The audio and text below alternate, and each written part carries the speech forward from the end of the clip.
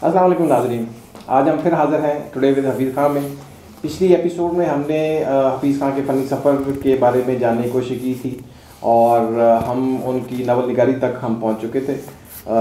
तो आज हम उसी सिलसिले को जोड़ते हुए आगे हम चलते हैं। आपने पिछले आप एक तवील अरसे तक अपने तख्लीकी सफ़र से हट के कलम निगारी करते रहे जी, जिसकी वजह से एक आम जो आपका कारी है वो कह सकता है जी कि उनकी हक तलफी हुई है। यही वक्त अगर आप लगाते तो अभी अगर जितना आपके पास, अगरचे बहुत असासा है, मैं उस दिन लिस्ट देख रहा था, इट इज़ टू मच, शायद इससे दुगना होता।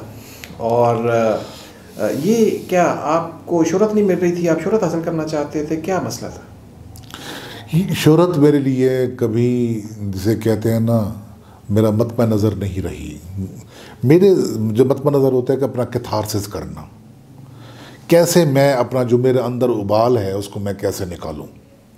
हमेशा से मैं पहले कहानी लिखा करता था, ड्रामा लिखा करता था। जब मैं जज बना तो उन दिनों मेरी लोधरा पोस्टिंग थी, वो ज़ियाउल हक साहब का ज़माना था, जहाँ जिस वक्त आपके आज़ादाना इजहार राय पर पाबंदी थी। और तो मैंने नज़में लिखनी शुरू कर दी, छोटी छोटी नज़में, और वो मेरा जो मजमूआ है नज़मों का, पहली शब तेरे जाने के बाद, उसमें उनमें मौजूद है। लेकिन उससे हट कर फिर मैं कहानी की तरफ लौट आया। मकसद कैथारसिस था। फिर ड्रामा लिखना फिर शुरू कर दिया, फिर कहानी, और फिर कॉलम मैंने कोई 10-11 साल नवाए वक्त मुल्तान में लिखा, फिर ख़बरें में लिखा उनके एडिटोरियल पेज पर, फिर जंग में भी लिखा, उसमें नई बात अखबार के एडिटोरियल पेज पे लिखा। तो ये होता था कि बाज़ औक़ात कोई एक स्पॉन्टेनियस बात हुई है कोई, और उस पर मैं अपना कमेंट देना चाहता हूँ और जो वैसे नहीं दे पा रहा, तो मैं उसके लिए कॉलम लिख देते थे। लेकिन मैंने जब देखा कि जो वहाँ एक एडिटर बैठा हुआ है और वो इतना सैडिस्ट है कि आपके वो कॉलम्स को किल करता है, तो मैंने वो लिखना छोड़ दिया। 17 साल मैंने, और लेकिन वो जो उबाल था, आप दुरुस्त फरमा रहे हैं कि अगर उसको मैं इस तरफ कन्वर्ट करता रहता, नावल लिखने में, कहानी लिखने में, एक कॉलम पूरी कहानी होती है, और 17 साल लिखना।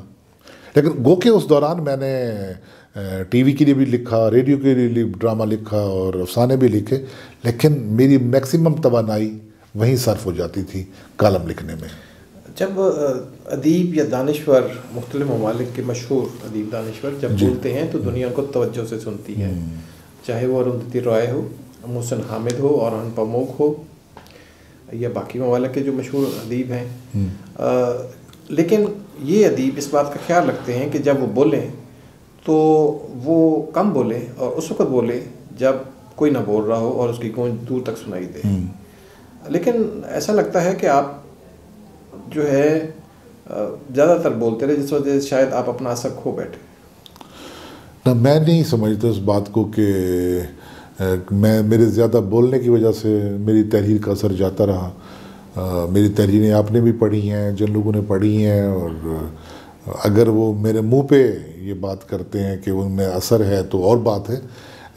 अगर मेरे बैक पे अगर वो कहते हैं कि इनमें असर नहीं है और ये फोकी तहरीरें हैं जिसे कहते हैं, तो वो फिर और बात हो जाती है। सरकारी मुलाजमत ने आपके निश्तर जो तहरीर का किस हद तक किया? बहुत ज़्यादा, बहुत ज़्यादा। मैं जो कुछ लिखना चाहता था, जैसा लिखना चाहता था, और जिस वक्त लिखना चाहता था, जिस अहद में लिखना चाहता था, मैं नहीं लिख पाया। अभी भी कुछ ऐसा है जो आप लिखना चाहते हैं लेकिन आप समझते हैं कि उस वजह से आपको ख़तरात लाहक हो सकते हैं और आपकी फैमिली? ये ख़तरात उस किस्म के नहीं, चूँकि हमारे यहाँ माफियाज बहुत ज़्यादा हैं। जब भी आप किसी माफिए को एक बुरा काम करते हुए और इस मुल्क की जड़ें खोखली करते हुए देखते हैं, मैंने बहुत सारे लोगों को देखा है कि वो खाते इसी मुल्क के हैं, पीते इसी मुल्क के हैं, कमाते इसी मुल्क से हैं, और इसी मुल्क की जड़ें खोखली करते हैं। तो फिर बहुत दुख होता है। फिर जब पता चलता है कि ये तो इसके पीछे फ़लाँ लोग हैं, ये इतना बड़ा माफिया है, ये तो हिला के रख देते हैं, ये तो खा जाते हैं बंदों को, और आदमखोर किस्म के माफियाज हैं, तो फिर ये होता है कि लिखा भी जाए और इस तरीके लिखा जाए कि बात भी कन्वे हो जाए और आप किसी के निशाने पे भी ना हो। आपने जिन लोगों का पहले नाम लिया कि जब वो बोलते हैं तो लोग उनको तवज्जो से सुनते हैं, आपने अरुंधति राय की बात की या बाकी दूसरे अदीबों की बात की, तो हमारे यहाँ एक फ़ैशन चल निकला है कि हमारे यहाँ का जो अदीब है या शायर है, जब तक वो अपने मुल्क के ख़िलाफ़ बात नहीं करता, अपनी रियासत के ख़िलाफ़ बात नहीं करता, तो उसको अदीब समझा ही नहीं जाता। मैं समझता हूँ कि हम ये अगर इसको बोलना कहते हैं तो उससे खामोश रहना ही बेहतर है। हमें बोलना चाहिए, हमें हुकूमतों के ख़िलाफ़ बोलना चाहिए अगर हुकूमतें बुरा करती हैं। हमें रियासत के ख़िलाफ़ नहीं बोलना चाहिए। रियासत तो जिसे कहते हैं ना कि वो है, कायम है तो हम सब हैं। हुकूमतें तो आती जाती रहती हैं, और जो बेसिक कंसेप्ट है हमारी जोग्राफिकल बाउंड्रीज़ का, अगर हम उनके ख़िलाफ़ बोलते हैं, हम अपने मुल्क को कमज़ोर करते हैं, तो उस पर नहीं बोलना चाहिए। ऐसा बोलना हमारे यहाँ एक फ़ैशन बन गया है, दानिश्वरी का लेबल, कि जनाब जब तक कोई अपने एस्टेब्लिशमेंट को बुरा भला नहीं कहेगा, रियासत को बुरा भला नहीं कहेगा, और जिस थाली में खाता है उस थाली में छेद करने की बात नहीं करेगा, तो उसको बड़ा शायर और बड़ा अदीब माना ही नहीं जाता। तो अगर हम बड़े शायर और बड़े अदीब इस तरीके से बनते हैं, तो उससे बेहतर है कि आदमी छोटा अदीब और छोटा शायर बन के रहे। आप एक तवील अरसे तक मुनसिफ की कुर्सी पे विराजमान रहे। बतौर मुनसिफ आप दोनों अतराफ़ का व्यू, अपोजिंग व्यूज़ जो हैं वो सुनते हैं, और माशरे की एक सच्ची तस्वीर आपके सामने आती है, वो तस्वीर जो आम तौर पे सामने नहीं आती। जज्बातियत से हट के जो ऑब्जेक्टिव एक रियलिटीज़ हैं वो आती हैं। क्या समझते हैं, पाकिस्तानी मुआशरा बेहतरी की उम्मीद है? मुझे रियाज साहब इसमें थोड़ा सा पहले मैं ऐड करना चाहूँगा कि मुझे मेरी जितने भी जॉब्स थे उन्होंने मुझे बहुत कुछ सिखाया। अगर मैं रेडियो ने मुझे तख्लीकी जहतों से आशना किया कि इंसान के अंदर तख्लीकी जहतें क्या होती हैं। टीचिंग ने मुझे एक ऐसा ताल्लुक़ समझाया कि जो पढ़ाने वाला होता है, जब उसका पढ़ने वालों के सामने खड़ा होता है तो वो इसी तरह होता है कि जैसे एक गवाह अदालत के रूबरू खड़ा हो, और जिस पर सच बोलना लाजिम होता है, और वो सच बोलता है, शहादत दे रहा होता है, गवाही दे रहा होता है। तो मैंने टीचिंग को वैसा पाया। लेकिन मैं समझता हूँ कि जो मुझ पे सबसे बड़ा एहसान है वो मेरी जुडिशरी की नौकरी का है। इस सर्विस ने मुझे तवाज़ुन सिखाया। इस सर्विस ने मुझे हौसला दिया कि मैं जब तक दोनों फरीकों की बात ना सुन लूँ, मैं कोई जज्बाती नारा ना लगाऊं, मैं कोई जज्बाती वो फैसला ना करूं, मैं कोई राय ना दूं। क्योंकि जब आप एक फरीक को सुन रहे होते हैं तो यूँ लगता है कि जो वही कह रहा है उसके अलावा सच कोई है नहीं, और जब आप दूसरे फरीक को सुनते हैं तो पता लगता है कि जो वो कह रहा है उसके अलावा सच कोई है नहीं। दरमियान में एक तीसरी एक फ़ाइल होती है, एक रिकॉर्ड होता है। आप उन गुफ्तगू को उस रिकॉर्ड की रोशनी में तोलते हैं। मैंने ऐसे ऐसे वकील भी देखे हैं अपने सर्विस के आगाज़ में कि जो आकर बात करते थे, उनकी बात में और उनकी फ़ाइल में बाल बराबर फ़र्क नहीं होता था। फिर वो भी दौर आया कि जो बहस थी या आर्गूमेंट्स थे अपने क्लाइंट्स को दिखाने के लिए शुरू हो गए। लेकिन फिर भी ये जो आप के अंदर तवाज़ुन आता है, बात करते हैं, जज करते हैं, जज होना, ये इतना बड़ा वस्फ है आपकी आम ज़िंदगी में अगर उसके असरात आ जाते हैं। जब मैंने ये तनकीद लिखनी शुरू की तो मुझे पहला तारीख़ लिखनी शुरू की तो मुझे पहला इल्ज़ाम यही था कि मैं तो बस जज के तौर पर फैसला सादर कर रहा हूँ। तो मैंने कहा बिल्कुल मैं कर रहा हूँ।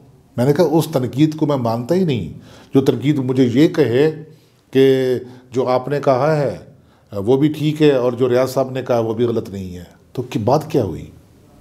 नकाद को तो वाज़ेह तौर पर बात करना चाहिए जी रियाज साहब ठीक कर रहे हैं या हफीज़ खान ठीक कर रहे हैं। अगर कोई नकाद इस किस्म की बात नहीं कर सकता तो वो नकाद नहीं है, वो कव्वाल है जो बैठा कवाली किए जा रहा है कि जनाब वो भी ठीक, वो भी ठीक, वो भी ठीक और वो भी ठीक। तो ये देन है जुडिशरी की, ये उस कुर्सी का वस्फ है कि जिसने मेरे अंदर ये एक सलाहियत पैदा की कि मैं तोलूं और फिर बोलूं, तोलूं और फिर लिखूं, दोनों तरफ से पलड़े बराबर रखकर फिर बोला जाए, फिर सोचा जाए, फिर लिखा जाए। और जब तक आप दोनों को नहीं सुन लेते बात बनती नहीं।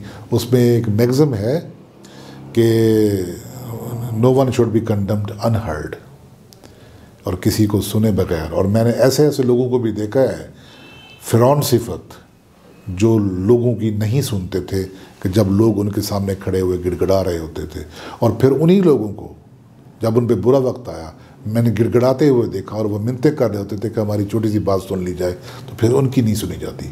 और मैं कहा करता हूँ कि डरें उस वक्त से कि जब आपकी ना सुनी जाए।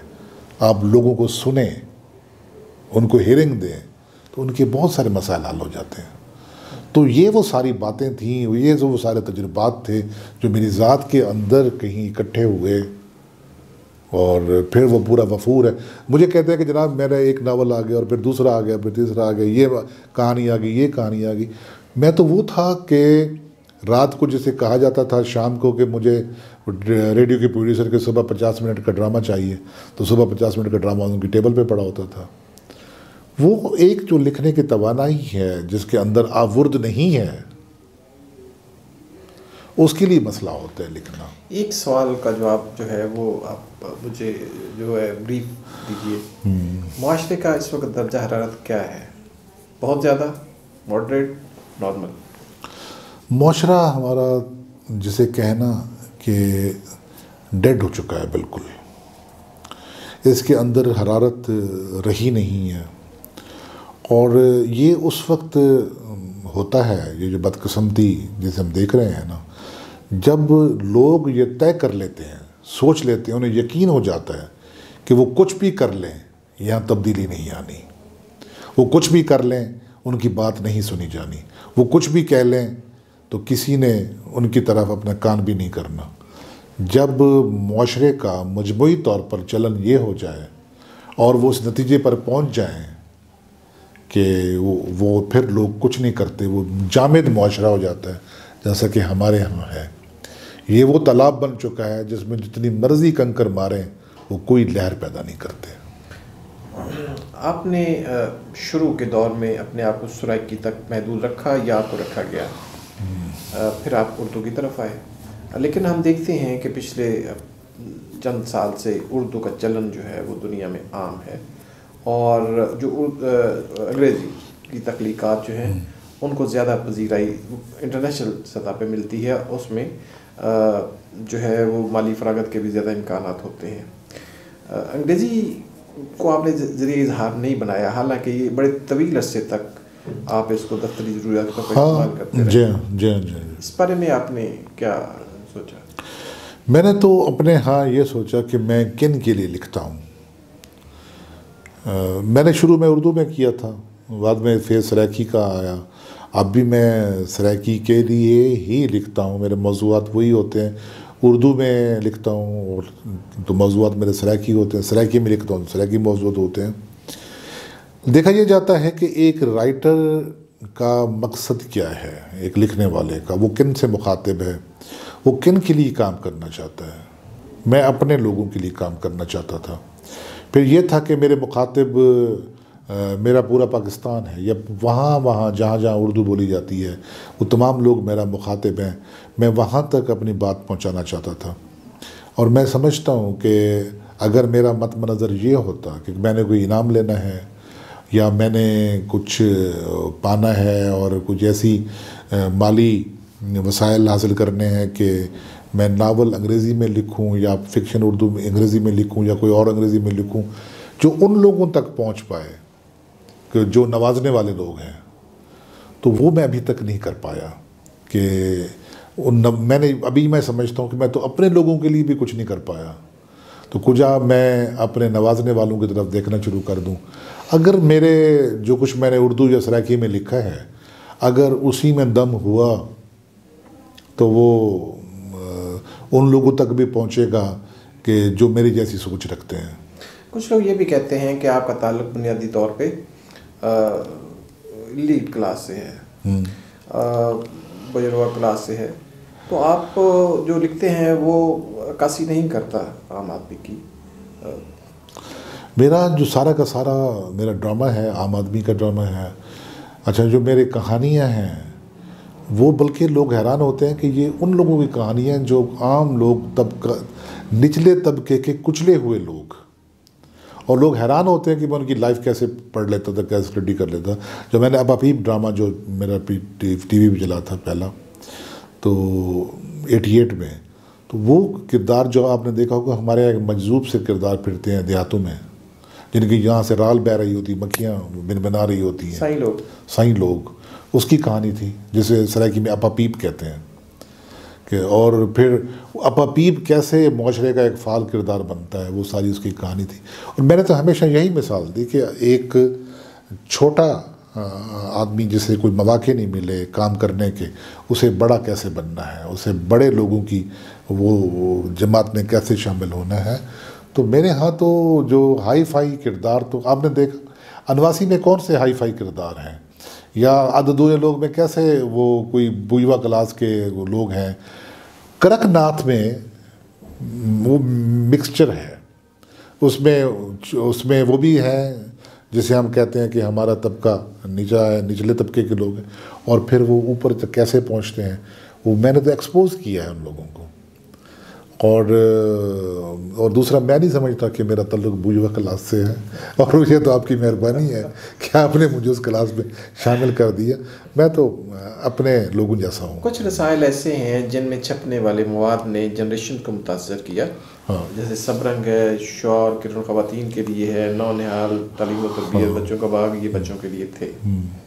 آپ نے بچوں کے لیے محض ایک کہانیوں کی کتاب لکھی، دوبارہ آپ اس طرف نہیں آئے. بچوں کے لیے میری 2 ڈراموں کی کتابیں ہیں. وہ دونوں ڈرامے جو ریڈیو سے نشر ہوتے رہے، اور ان کا وہ مجموعے ہیں، ایک ماما جمال خاں اور ایک خواب گلاب. یہ بچوں کے ڈرامے تھے جو ریڈیو باولپور سے اور ریڈیو ملتان سے نشر ہوتے رہے سرائکی میں. اس کے علاوہ جو میں نے لکھا بچوں کی کہانیوں کی کتابیں، وہ بھی تھیں، اردو میں تھی کہانیاں وہ ساری. تو اس کے بعد یہ ہوا کہ پھر جیسے جیسے وہ موقع نہیں ملا لکھنے کا، بڑا دل کرتا ہے لکھنے کا. میرا بڑا دل چاہتا تھا کہ میں بچوں کے لیے کوئی ناول کا کوئی سیریز شروع کروں. جو میرے ذہن میں بچوں کے ناولوں کے کردار کے نام آتے ہیں، شاید وہ کسی کے آتے ہوں.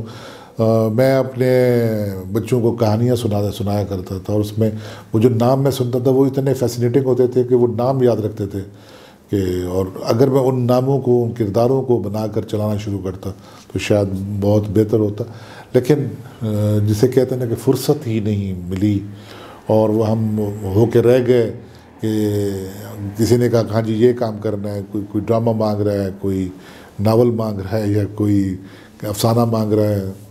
تو بس اسی طریقے سے بسر ہوتی رہی. جی ناظرین، حفیظ صاحب کو جاننا ایک بڑا دلچسپ عمل ہے، اور میرا اب بھی یہ خیال ہے کہ یہ ہم نے جتنی ابھی تک گفتگو کی ہے، ہم نے صرف ان کی جو سرفیس ہے اس کو کھرچا ہے، اور اندر ابھی بھی بہت کچھ بات کرنے کو موجود ہے. اور جیسا کہ آپ نے دیکھا ہے کہ حفیظ صاحب جب بولتے ہیں تو پھر ان کے پاس کہنے کو بہت کچھ ہوتا ہے. تو میرا خیال ہے کہ ہمیں اور اس کی ایپیسوڈ کرنی پڑیں گی. تو یقیناً آنے والے دنوں میں ہم مزید ایپیسوڈز اسی بات کو لے کے، ہم اس کو میراتھن کرنا چاہتے ہیں، ہم اس کو انڈرسٹینڈ کرنا چاہتے ہیں. He seems to be an enigma, تو ہم اس کو انریول کرنا چاہتے ہیں. تو ہم دوبارہ نئی ایپیسوڈ کے ساتھ اسی موضوع کو لے کے آگے چلیں گے. اس وقت تک کے لیے خدا حافظ.